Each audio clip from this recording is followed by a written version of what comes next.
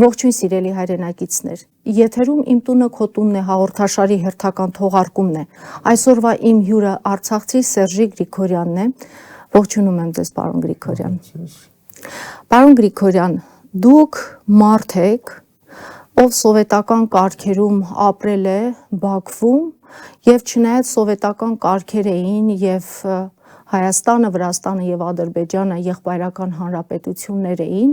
բայց այն ժամանակ արդեն ձեզ զգուշացրել են, որ վտանգ է սպառնում այստեղ հայերին Բաքվում եւ խորհուրդ են տվել ձեզ, որպեսզի դուք Բաքվից հեռանաք։ Խնդրում եմ մի փոքր անդրադառնանք այդ պատմությանը։ Ինչ ասեմ, այն ժամանակ սովետի ժամանակ էլի շատ լավ ենք իմանում, որ ռեպրեսիաներ եղել են, հայերին ճնշում են, բայց միևնույնն է, կյանքի բերումով ստացվել անց վեր գյուղից տեղափոխվել եմ Բաքու։ Կրթությունը գյուղում դպրոց չկա, բարեկամներս Բաքվում, կեցան Բաքվում ապրում։ Այդ ժամանակից էլ ես նկատել եմ, մենակ ես ոչ էլի, հայության ճնշում էի։ Ու դա շարունակվեց, եթե օրինակ վերացենք թվականների այդ պատմություններից, խոսակցությունից լսված մեծ ալիք օրինակի համար 38 թվականին եղավ Բաքվից մեծ բացի 18 թվականից հետո 38 թվականին եղավ Բաքվից բավականին հայություն քոչեցին դրանից հետո պատերազմի ժամանակ լրիվ հայերին էին տանում բանակ, թուրքերին չէին տանում բանակ։ Պատերազմը վերջացավ այդ վալնան նորից։ Հայությունը մեկը ուժում է իրեն համար ստեղծի, կյամա մի մոմենտ 48 թվականի մեծ ռեպրեսիա սկսվեց էլի հայերի նկատմամբ։ Այն ժամանակ դա չէր քննարկում, բայց զգացվում էր։ Պատմում էի մեզ ինչ էր կատարում։ Ես դրան ականատեսը, որ եղել եմ ուժե 68 թվականից հետո, որ ընդեղ ապրել եմ 67 թվականներին, շատ լավ եմ նկատել, բայց ինչ արած, մեկա պիտի ապրես։ Դրանից հետո կեցը բանակ, հետ եկա, աշխատանքի մտա, սկսեցի աշխատել։ Այդ հարցը թեկուզ նկատվում էր, բայց ճոխ չէր էլի, մասսովի չէր։ Աշխատանքի վայրեմս մի հատ հասակով մարդ կար, մեծ կապերով, սովետի մասշտաբով էլի։ Կարելի ասած ամեն 5 շաբթի սա մոտ հավաքում եմ, ոչմ, եկա մի մոմենտ, այս մարդը շատ մոտիկ էր ինձ, ասաց, մեր հայության վերջին բանը ուժը վերջացել։ Վերջի մինիստրը Բաքվից, որ հանեցին հայ, ասաց Սերժիկ ասի, դու երեխեքդ փոքր են տեղափոխվել մի ուրիշ քաղաք, Բաքուն վերջացել։ Դա որ թվականներ։ Դա 78 թվականներ։ Այսինքն 1978 թվականին Ադրբեջանում կային հայեր, ովքեր իշխանական այդ վերնախավում էին եւ այդ զամեր էին, լրիվ զամ, начальник չկար, այն անգամ բանարի Բաքու մնացալ էր, մի հատ մինիստրա մնացալ հայ, մինիստր լեսներ խազայստվի, մի հատ հայ զավոդի դիրեկտոր Սարգիսով, ֆրանցուսկի զավոդին դիրեկտորներ, հետո մի հատ էլ ստրոյոուպրավլենիում բանը էլի հայեր, այս երեք դիրեկտոր են մնացել, 3 հատ։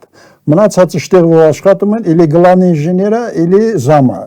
Հասորեն մինչև նախարարի աստիճան էլ չէին թողնում, մինիստրեր են ժամանակ, չեն թողի, начальник ցեխերը ուժը այնեն ցարին, ախր հայերը մեծ ցեխեր ունեին, հայերը այդ գործում մեծ վարպետներ էին, ուժը հայը ստիպված թուրքին դնում է начальник ցեխ, ինքը օգնական, որպեսզի կարան իրենց բիզնեսը պենան։ Ստի աշճանաբար Բաքվից հեռացան հայերը լրիվ։ Պարոն Գրիգորյան, հայերը Բաքվում ունեին ազդեցություն, դերակատարում, իհարկե մենք շնորհքով ազգ ենք, բայց հետաքրքիր է այն ժամանակ ինչպես էր, էլի։ Օրինակ Վրաստանում գիտենք, չէ, որ արհեստները կամ թեկուզ հենց Թուրքիայում արհեստները հայեր էին, բան չի որ գլանի ինժեները հայա։ Գլանի ինժեները պիտի արտադրությունը ղեկավարի, հայը ղեկավարումա թուրքը կամանդը վտանը։ Էտա հային չեն թողի բարձրանա։ Բաքվի ազդեցությունը Ստեփանակերտում ինչ կերպ էր։ Բաքվի ազդեցությունը Ստեփանակերտին Ստեփանակերտը այս հայը պիտի Բաքվի ասածը կատարի, եթե չկատարի նրան չեն դնի։ Եթե հնարավորությունն օրինակ եղած ես կպատմեի ովա Գևորգովը իրան արմատներով ինքը որտեղ ապրել, ոնց է բան արել Գևորգովը իրանց ասածը արելա, իրան պատրաստել են, նախորոք պատրաստել են անգամ ինստիտուտից։ Ղարաբաղը առաջին քարտուղարը էլի 88-ին, որ շարժումը սկսեց, երկան ժամանակ մինչև այդ առաջին քարտուղարը Գևորգովն է եղել։ Ինքը Բաքվի ծնունդ է, իրան ապրելու տեղը գիտեմ, իրան շրջապատը լավ եմ գիտեմ, իրան ինստիտուտում բաններ, սեկրետար կոմսոմոլսկայ օրգանիզացիա էր, նրանից հետո ինստիտուտը օգնեցին, վերջացրին, ուղարկեցին Բինագադին Ստեփանակերտի կադրերի պատրաստման բանն է։ Ուղարկեցին Բինագադի առաջին քարտուղար, նղից էլ բերան Ստեփանակերտ։ Հետո այնքան մարֆիա մծար իրանց, այնքան ազդեցիկին Գևորգովը ամուսնացրին, Գևորգովի կինը մուսավետական պարտիայի ղեկավարի աղջիկն էր։ Քանի որ դուք հին մարդ եք, այսպես ասած, ինչպես էին ապրում հայերը եւ թուրքերը նույն հենց Ստեփանակերտում, Արցախի տարածքում, այն ժամանակ դեռ Շահումյանը կար, հետո իհարկե հիշում են Կիրովաբադում էլ հայեր կային, որ հետո ընդհանրապես Սումգայիթում էին հայեր ապրում, Բաքվում իհարկե էլի հայեր կային, բայց այդ տարիներին ջարդ սկսվեց Սումգայիթում, Բաքվում ջարդեր սկսվեցին։ Ինչպես էր այդ հայերի եւ թուրքերի համակեցությունը։ Արդյոք ամեն բան խաղ էր, երբեք չէր լինում ընդհարումներ եւ հաշտ ու համերաշխ ապրում էին։ Ընդհանուրումներ ինումար, բայց հիմնական մասը, որ Բաքվից ղեկավարում էին, դի մեծ բաներ ընդհարումներ չի ինը։ Օրինակ եթե ենամարտիկ կան, օրինակ Ձեսկի բալնիցին 3 հատ վրաչ կար, Բաքվից ուղարկած, իրանց ղեկավարում էին, դղից փողը տրանց բաժինի ուղարկում էին, Օբոլ բալնիցին զամգլա վրաչը թուրքար, Բաքվից ղեկավարում էին, ինքն էլ մուսավետական պարտիայի, այս Ղարաբաղի այդ մասշտաբից, այդ տեղի այդ պարտիայի մեծնար, դի շատ էր, լրիվն են հուվեր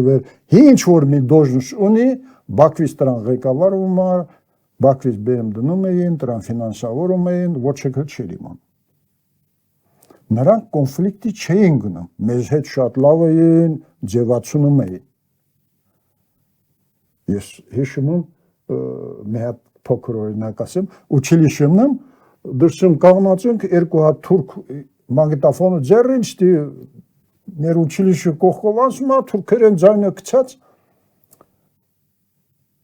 բարձր ձայնով հարձակվեցիք սրանց վրան փախան են ստի բաներ եղել է բայց միջև 88-ը չի եղել։ Ինչ եղավ 88-ին, ինչու Արցախի հայությունը պահանջեց միացում Մայր Հայաստանին։ Բրաժենին, գիտեք չէ, Բրաժենին վաղուց արքինամ։ Խմորումները վաղուց արքինամ, համապաշխան Երևանին հետ կապ ունեինք, քինալ, կյալ, կազմակերպություն, բան, այդ խմորումները վաղուց էր։ Բայց 88-ին հատուկ հրաման եկավ, այդ տարի Ստեփանակերտում 5 հատ մեծ կազմակերպություն պիտի բացեն, թուրքական կազմակերպություն Բաքվից հրամանը եկավ։ Բաքվից հրամանը եկավ։ Հենց դա ընդհանուր առիթը եղավ։ Միանգամից Երևակայի Ստեփանակերտ ինչար 50,000 մարդ մենակ ուչիլիշան 400 մարդ պիտի աշակերտինի 400 թուրքեր լրի։ Դրանց ուսուցիչները, դրանց մաստերները, դրանց բանը եւ դե հենց ուժե վեր ստացվում բանանում հաշումս ուժե միանգամից կարող է մեն 10,000 թուրք մտնի քաղաքը ապրելու եւ պարտավոր ենք մենք էլ դրանց համ տուն տանք, համ տեղ տանք, համ ամեն ինչ տանք։ Այսինքն այդ 5 հիմնարկություններ, ինչ հիմնարկություններ պետք է բացվեր։ Ուչիլիշան պիտի բացվեր, թատրոնը պիտի բացներ, տելևիզիան պիտի բացվեր։ Ուժը գիտես Լավ, փաստորեն ստացվում է, եթե թատրոն, հիվանդանոց էլ պետք է հիվանդանոց իրանք այդքան ուսումնարանը, այսինքն այդտեղ Բաքվի կողմից ծրագրավորվում էր, որ հենց միանգամից ադրբեջանցիներ կուղարկվեն այդտեղ եւ քիչ-քիչ կստացվեր այնպես, որ բնակչության քանակը կփոխվեր, կամ էլ հայությունը պետք է ծառայեր ձեր ասած։ Որ բնակչությունը ինքը շատացավ, ուժը ինչ անես, պիտի ենթարկվես։ Եվ դա առիթ դարձավ, որպեսզի առիթ դարձավ, որ սկսվի էլի այդ ամեն ինչ։ Դուք ակունքներում եք եղել, հիմա մենք այս վիճակին նաև որ հասել ենք, պատճառներից մեկը նաև այն է, որ մեզ բաժանեցին 30 ավել տարի խորացրեցին, ուղղակի այդ շատ բաժանություն եղավ մեր մեջ, հա, այդ ակոսը ավելի խորացավ, որ արցախցիները ուրիշ են, հայաստանցիները, անգամ չկար երևանցի, գյումրեցի, կային արցախցիներ եւ հայաստանցիներ, այնինչ մենք մեկ ազգ ենք եւ եկանք հասանք նրան, որ կորցրեցինք Արցախը։ Ինչ եք դուք մտածում, արդյոք այն ծրագիրը, որը 30 եւ ավել տարիներին իրականացվեց, որ մեզ բաժանման բերեց, ճիշտ էր թե ոչ։ Բանը, այդ ես միշտ դրան դեմ պայքարել եմ։ Առաջինը մունք որ դուրս եկանք ժողովուրդը այդքանը արավ, մունք պահանջում ենք միացում, Մայր Հայաստանի հետ միացում։ Թե ոնց, թե ծրագրավորվեց, այդ հարցը բանարին Ղարաբաղը առանձին, Հայաստան առանձին։ Նրանից հետո դրան հարցերը ավելի խորացավ այն, որ սա Ղարաբաղցի է, սա էսիշ բանը քնացեր Ղարաբաղում նրա, սա Հայաստանցի է, Ղարաբաղին չսանում, այս բանը գցեցին այս երկու հատվածի մեջ։ Ու սա պլանավորված, թշնամու կողմից պլանավորված, ներդրված էր։ Լավ, թշնամին պլանավորել էր, բայց իհարկե հիշում եք այդ ժամանակ Հայաստան կառավարում էր Լևոն Տեր-Պետրոսյանը, թշնամին միշտ կարող է ծրագրեր ունենալ, թշնամին միշտ կարող է ծրագրեր հորինել, ինչ որ մարտավարական փոփոխություններ առնել իր ռազմավարական նպատակների մեջ, բա մենք Լևոն Տեր-Պետրոսյանը կամ մյուս հայերը պետք է այդպես խոնարհաբար իրենց բոլոր ծրագրերը իրականացնենք։ Իմ սեփական բանս ես այսօր էլ չեմ Երևակայում, Լևոնը ոնց եկավ դառավ պետության բան գլուխ։ Ես այն ժամանակ ՀՀՇ-ի բաներին մասնակցում էի, որ կամում ստի վարիանտ չլալ, որ ես օրինակ մի կազմակերպության ժողովի գնամ, ասեն Սերժիկ, պատու սրան անդամ չես։ Չի եղել։ Այդ ՀՀՇ-ի բաներին ժողովներին ես մասնակցել եմ։ Կյանքում Լևոնը ամեն անգամ նստալա վերջին բանը, վերջին շարքում նստարանում։ Ու նա ես նրան տեսած չեմ գլուխը ստի բարձր։ Նա միշտ նստածալ աստի գլուխը ցածր, տեղ աշոտներ խոսում, չեղ, բաննար, վանոնար խոսում, դե վազգենը բաննար, ընդհանուր հնցուվեր, մոզգնար այդ շարժման, յակբ։ Հետո որ Լևոնը եկավ տերավ, ես մտցի այս թափում ապրեցի։ Պարոն Գրիգորյան, ինչ եք մտածում հիմա Հայաստանը մի շրջան է ապրում, որտեղ կառավարության գլխին կանգնած Նիկոլ Փաշինյանը անընդհատ թափահարում է այն միտքը, որ մենք գնում ենք խաղաղության, մենք խաղաղության դարաշրջան ենք բերել, մենք հաստատել ենք խաղաղությունը։ Դուք ինչ եք մտածում, հնարավոր է արդյոք ունենալ ինչ որ ստորագրած համաձայնագիր փաստաթուղթ թուրքերի հետ եւ ըստ դրա հիմք ընդունելով դա խաղաղ համակեցություն ունենալ եւ հանգիստ լինել, որ ուղակի քո հարևանը թշնամի չի։ Ես չգնամ իմ կարծիքներին։ Ես ընդհանրապես կարծիք ունեմ, պապասա ինձ ասա, պապաս շատ գրագետ մարդալալ ասալա փողոտ ու գործը միշտ տուր գրագետին ու խելոքին։ Այս մարդը ոչ գրագիտություն ունի, ոչ խելք ունի, ոչ արմատներ ունի։ Արա իրան հերը որ ասալա այ ժողովուրդ պատուկ հատ մտածեցիք ումք բանանում։ Այս ժողովուրդը էլի չմտածեց։ Գրին այսօր ինչ ծրագիրին կտանում է։ Սա մեր է, մեր ազգի ծրագիրը չի։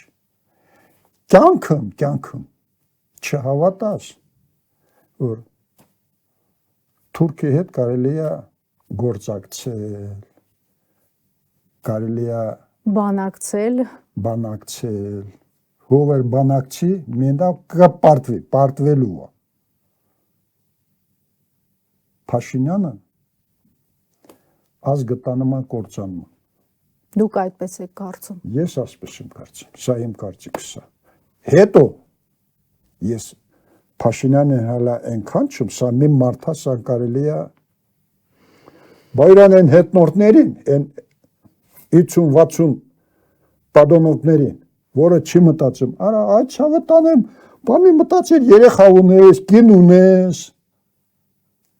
բա քո երեխի թամա մտածի, այդ լա Փաշինյանը ինչ ասում է դու ուրա ես անում, բա կնոջը համար մտածիր, լի, քո աղջկա համար մտածիր։ Դե Փաշինյանը ասում է, որ պետք է մենք ինչ անցյալում եղել է, նա արդեն պետք է թողնենք, անգամ մեր հիշողությունն է ուզում ջնջել, ասում է, ոչ երազանք ունեցեք, պատմական Հայաստան չկա, ներկա Հայաստան։ Ամեն ինչը արմատի վրան է պստում, այդ դուս առանց արմատի, դու պիտի միշտ հետ նայես, ինչ բան ես պատմություն ես ունեցել, ինչ հեր ես ունեցել, ինչ պապ ես ունեցել, ինչ ուղու վրանս։ Այդ ուղու վրան ենք։ Ես կարամ իմ հորս ասածը մոռանամ, իմ պապուս արածը դեդես էլի։ Մոռանամ կամ թե չանեմ, իրավունք չունեմ, որովհետև նա իմ մասը մտածել։ Այսօր ես ինչի համար եմ մտածում, իմ ընտանիքի համար եմ մտածում, իմ ընտանիքը ապագայի հետ եմ մտածում, իմ ազգի ապագայի հետ եմ մտածում։ Դե ինքն էլ է ասում, որ ինքն էլ է ազգի ապագայի։ Ինքը ասում է, բա չի անում։ Ասում է անում եմ, մենք ինչքան հիշում ենք մեր պատմական հայրենիքը, մենք ինչքան մեր անձանց ինչի մասին ես անում, քեզ ոչ ասում է դա միայն մեզ դժբախտություն է բերում, մենք հիմա ներկա Հայաստանը պետք է։ Մին հարցը, որ դրել ես, որ արել ես։ Արդյունքը չես ասել, 44 օրյա պատերազմը սկսվելուց։ Ոչմ Մարդ եկա մոտս, Սերժիկ, բանը, մտալամ սկլադը, իմ ֆազենդիս կողքին է, արտիլերիստիկ սկլադը։ Մի քանի սալդատ ստի բան արացել է, ճոլորած սալդատ է։ Դա բանը սնարադն գրուզի տանամ, բա այդ ինչ քանում տղեք, բա կռիվը սկսվելու է։ Մի քանի օր առաջ։ Արա այդ սալտանի, մի քանի օրից հետո կռիվը սկսվելու այս ձևի եք սնարադ գրուզի տանեմ, այս ձևի եք բանան, ոչ մի բան։ Պարոն Գրիգորյան, երբ դուրս եկաք Ստեփանակերտից։ Բան է, վերջին անգամ 44 օրյայում չէ, հետա։ Դե ուժիմ բավականին բամբի տրացալալ էլի։ Իմ օբյեկտներս ինձ բանը տելևիզորը միշտ ցույց են տալիս, այն որ առաջին անգամ էլեկտրոսետի կողքով խփեցին, այն սպիտակ շենքը իմս էր։ Նրանից վերև էլի շենք ունեի։ Ոչմ իմ օբյեկտներս լրիվ սետեզեյը կողքին շենքը ծրևատուալ, նրանից վերևը ծրևատուալ, բրիգադի կողքին ծրևատուալ, իմ փերմաս ծրևատուալ։ Մի հատ օբյեկտ չլալ, որ սաղման։ Էլի ասալում ոչ չկռիվա։ Պատրաստ էիք, որ նորից, եթե մնայիք, նորից այդ բոլորը կառուցեիք, վերակառուցեիք։ 44 օրից հետո հետ եմ եկալ, նորից պատրաստ աչ։ Վտանգ չէիք զգում, դուք Բաքվից արդեն մի անգամ բռնագաղթել էիք, հա, այդպես էր ստացվում։ Չէ, ինչ հույսով էլի դրեցիք։ Վրոջը, արա դե լավ, տարածքը ինչքան վերցրել էինք, հետ են վերցրել, ինչքան իրենք են ուզեցել, հետ են վերցրել։ Կարծում էինք, որ գոնե այս մասս, որ մեզ ընտվել, սա մեզ մոտ կմնա, ժողովուրդը կպատրաստեն, մեզ կաջակցեն, մեր հայերը երևանցիք մեզ կօգնեն, մեր կառավարությունը Հայաստանը մեզ բաց չթողնի հերիքա։ Դրա այդ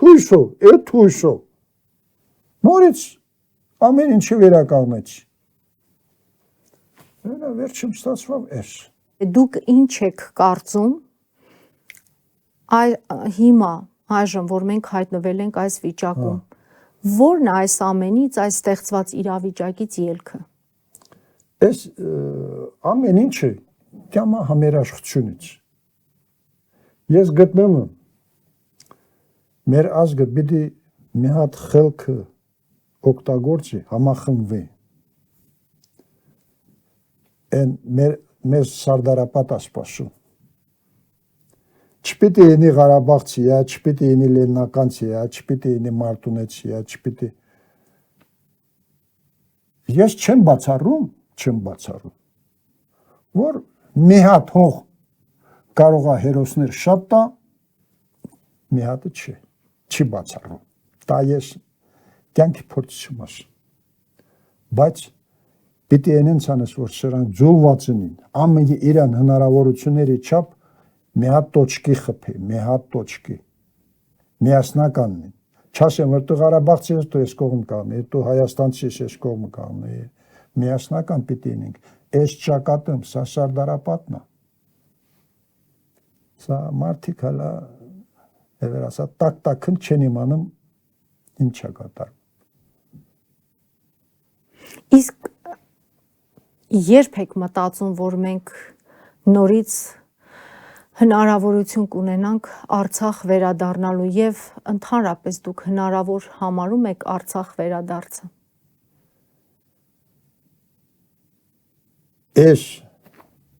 Այս ղեկավարությանն հետ, այս մտածելակերպով ես հալա կասկածում որ էլ են բան տալու։ Պիտի քնանք Ղարաբաղ ու այդ ծրագրի վրա պիտի աշխատենք, պիտի խելոքին լսենք ու